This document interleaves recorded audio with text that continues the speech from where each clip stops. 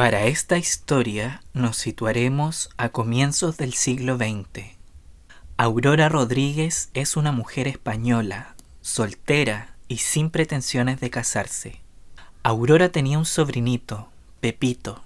Aurora se hizo cargo de la crianza de su sobrino. Ella le enseña a tocar el piano. El pequeño, con tan solo 5 años, comenzó a tocar este instrumento como un antiguo maestro de la música clásica. Pepito, todo un artista, se convierte en una estrella, un niño prodigio de la música, conocido como el Mozart español y que consiguió tocar en los teatros más importantes de Europa. Aurora, alejada de su sobrino, quien abandonó el hogar por su fama, dejó en su tía una semilla, la de ser madre, pero esta idea se convirtió en algo mucho más siniestro y perverso. Hola. Otro sábado, otro video. Ese es más o menos como lo que tengo planeado en este canal. Y para esta ocasión en realidad quería hablar de otro tema no tan ligado al arte. Pretendo que este canal tenga ese enfoque solamente en el arte, pero que también sea un poco ecléctico en los temas. Y esta vez te quería contar una historia que yo tampoco conocía, que desconocía como muchos. Llegué a esta historia a través de otra youtuber, una youtuber muy conocida, que también su canal es como un poco... habla de diferentes temas interesantes, pero también de libros y esas cosas. Bueno, como quedé tan impresionado por la historia esta, me leí un libro que se los voy a mostrar a continuación. Hay diferentes libros sobre esta historia en particular porque es bien fuerte y muy importante, creo. Como que si hubiese tenido otro final, tal vez todo hubiese sido muy distinto. Bueno, queridos, la información que les presento en este video tiene que ver con este libro, como les decía, el autor Eduardo de Guzmán, Aurora de Sangre, Vida y Muerte de Hildegard. Nada, ahora los dejo con la historia. Aurora Rodríguez fue una mujer española, nacida en Ferrol en 1879, pero que vivió en Madrid la mayor parte de su vida. Aurora era de un origen más o menos acomodado. No pudo tener una educación formal. Sin embargo, fue una persona muy abierta en lo intelectual, porque leía todo tipo de libros de la biblioteca de su padre, quien era un abogado. Al morir su padre, Aurora se convenció de que quería concebir un hijo. El 9 de diciembre de 1914, Aurora dio a luz a su primera y única hija llamada Hildegard Rodríguez. El nacimiento de su hija lo estuvo planeando años anteriores. Para ella, la maternidad no era cualquier cosa. Tenía un fin premeditado para esta criatura que vendría al mundo, y sería criada bajo una estricta disciplina y estudiando materias permanentemente. Aurora, para concebir a la niña, necesitaba un hombre de determinadas características para que fuese su colaborador biológico, o así lo llamaba ella. Aurora no estaba interesada en el sexo. Era frígida o probablemente asexual. No era una actividad que practicase ni le gustase, así lo afirmó ella misma. Este colaborador biológico debía ser, en primer lugar, un hombre sano, moderado, inteligente, culto, que tuviese una profesión, alguien intachable en cuerpo y espíritu. Aurora decía que la maternidad era algo que debía ser planeado, que las mujeres no eran ni debían verse a sí mismas como máquinas de parir y ya, que los humanos que trajeran al mundo debían aportar al mundo, ayudar a crear un cambio y a evolucionar como un superhumano. Aurora finalmente consiguió este hombre perfecto, entre comillas, quien nunca conoció ni tuvo contacto con su hija. Todo esto en un pacto consentido entre los dos. El padre jamás debería intervenir en la crianza de la hija. No debía ser una influencia en su vida y Aurora no les permitió verse jamás. Una vez quedó embarazada, dejaron de verse para siempre. La niña nació y fue nombrada Hildegard. Su nombre significa Jardín de la Sabiduría en alemán. Su nombre, pensado con mucha anterioridad, representaba lo que sería la esencia de la niña en persona, una especie de jardín del conocimiento, una humana intelectualmente superior, profunda y directa, con causas importantes para mejorar el mundo. Esta niña tenía que cumplir con todas las altas expectativas de la madre. Hildegard pudo hablar desde pequeña edad. Fue educada instruyéndose en aprender diferentes idiomas como el alemán, el francés y el inglés, además del español. De mayor, Hildegard lograba pensar y escribir en estos 4 idiomas, o de eso tenemos conocimiento. La pequeña tenía maestros de toda clase. Su madre siempre estaba con ella, ya que vivían de los ahorros y la herencia familiar. Hildegard, a su corta edad, de 14 años, logró estudiar diferentes carreras. También se involucró en la política, especialmente militando en el Partido Socialista. Le gustaba leer a los socialistas utópicos, especialmente, al igual que a su madre.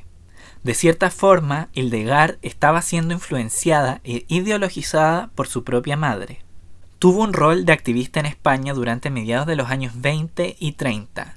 Hildegard daba discursos en asambleas políticas a muy temprana edad y estando en casa se la pasaba encerrada estudiando. Escribió alrededor de 16 libros, ensayos de todo tipo, publicaciones en diarios y diferentes medios de prensa españoles de la época. En particular, se interesó en el feminismo y en la revolución sexual. Hildegard era muy avanzada en esos temas. Fue pionera de múltiples causas políticas como mujer feminista.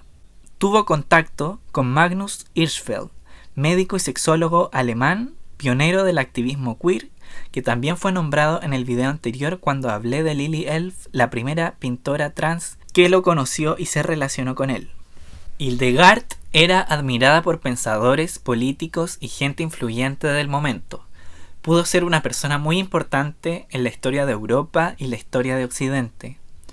Conoció importantes personalidades como el escritor Herbert George Wells, autor de obras famosas como El hombre invisible o La guerra de los mundos. La historia de Hildegard, tras años de estudio, dedicación, lecturas, escrituras, pensamientos de todo tipo, tiempo de lucha, política y feminismo.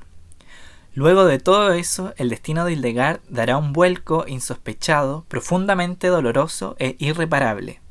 El autor del libro que les mostré al principio y que me leí para hacer este video es una fuente directa de primera mano, ya que este autor de joven entrevistó a Aurora Rodríguez luego de la tragedia de Hildegard, así que todo lo que les he contado es real. Todo esto sucedió. El día 9 de junio de 1933 fue el último día que Hildegard estuvo viva en esta tierra, al menos su cuerpo. Sus ideas tal vez persistieron. Mientras Hildegard dormía, su madre entró a la habitación silenciosamente para levantar el brazo y apretar el gatillo de su arma. Hildegard murió por más de un disparo que le dio su madre en la cara y en el pecho. Con mente muy fría, Aurora le puso fin a su propia hija. Decidió quitarle la vida ya que ésta se estaba desviando de su plan y no cumplía las reglas impuestas por su creadora. Aurora contó, en juicio público, que su hija había conocido a un hombre extranjero y que su hija se quería ir con él. Evidentemente, Aurora no aprobaba esta relación y no permitiría que su hija se separase de ella, menos por un hombre. La relación de Hildegard y su madre se había deteriorado hace ya un tiempo antes de su muerte. La hija ya no aguantaba a la madre, quien siempre la acompañaba a todo. Jamás se vio a Hildegard sola. Su madre estaba ahí en las reuniones, en los meetings, en los discursos, observaba todo, pero no intervenía. Era educada cuando su hija hablaba, pero la relación íntima y doméstica entre ellas agonizaba. Ya no daba más, y eso es algo que Hildegard se lo expresaba a su madre. Le expresaba esas ideas de que quería ser una persona independiente con la libertad que tanto promulgaba, tomar sus propias decisiones, tener el libre albedrío para crear su propio destino lejos de la tutela incansable de la madre. Hildegard tuvo un trágico destino pudiendo ser la mujer del futuro como su madre quería, hasta que se cansó de que su propia creación, su propia obra, no fuera como ella quería. La historia de Hildegard y su madre Aurora Rodríguez la podemos interpretar en el mito de Pigmalión, un escultor que quiso realizar una estatua perfecta a su modo de ver, Logró crearla, hacerla tan perfecta como deseaba hasta que llegó a enamorarse de ella. La estatua fue bautizada como Galatea. Aurora se refería a Hildegard ya una vez muerta que ella fue siempre su creación de carne y como el escultor tiene la libertad de destruir su propia obra. Al descubrir toda imperfección en Hildegard, se decepciona y la destruye. Si se dan cuenta, hay como un cuerpo femenino de portada. No sé si es como de un humano o es una escultura o algo así. Y el libro está súper bueno porque también viene con algunas imágenes. Ahí está Hildegard.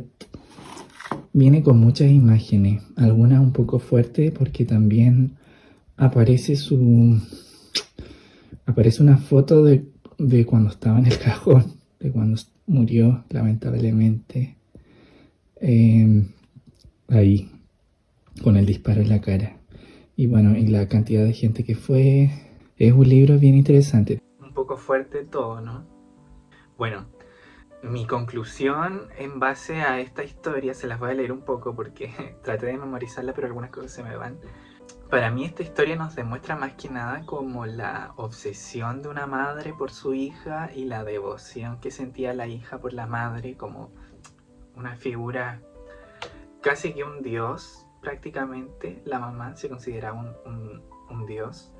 Siento que también la historia habla como de la radicalización de ciertos pensamientos e ideologías que la madre transmitía a su hija, la disciplina llevada al extremo, como adquirir conocimiento a costa de no socializar nunca o muy poco, y eso es algo que también pasa en gente que destaca mucho, ha destacado en la historia, en cualquier área del conocimiento, donde por lo general hay que encerrarse un poco a producir ese conocimiento y a costa de elegir unas cosas por sobre otras también. Recuerdo haber leído un libro sobre Pablo Picasso, creo que se llama Picasso o La soledad de Picasso, algo así. Y también habla mucho del éxito que consiguió Picasso de estar mucho tiempo encerrado también, como produciendo, de encerrarse horas, días, semanas, aunque él también tuvo mucha, no se podría decir tampoco que no sociabilizaba nunca porque tuvo muchas esposas también y fue muy famoso, mucha gente quería estar rodeado de él, pero o sea, una cosa por otra también, para conseguir ciertas cosas hay que dedicarle tiempo y ese tiempo es sacrificio también. Bueno, personalmente creo que Hildegard, la historia de Hildegard, sufrió mucho, sobre todo al final de su vida, porque se dio cuenta que realmente era un títere, una marioneta de la mamá, una marioneta moldeada, modelada a su imagen y semejanza de la madre. Nunca pudo escapar y realmente su madre, Aurora, de lo que más promulgaba era de lo que más carecía, que era la libertad individual. Bueno, espero que este video haya sido de tu agrado, que te haya gustado la historia y nos vemos en un próximo video. Pueden seguirme en mis redes. Hasta pronto.